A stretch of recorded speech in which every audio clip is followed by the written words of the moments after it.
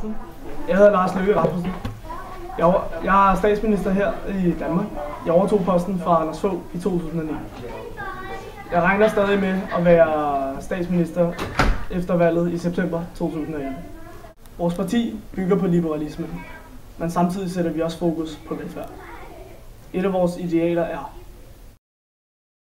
det er meget vigtigt for vores velfærdssamfund, at børn i en ung alder får en god uddannelse. Derfor så lægger vi flere penge i folkeskolerne.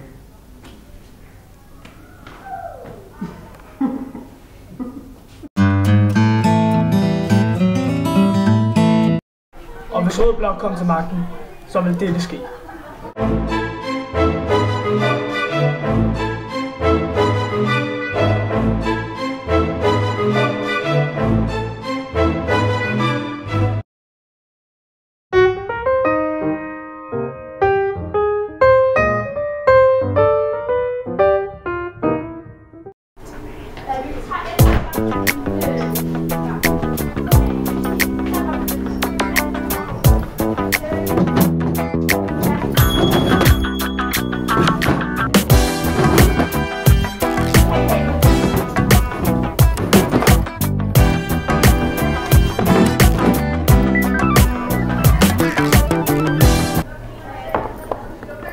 Stem på Venstre. Vi kan gøre det endnu bedre.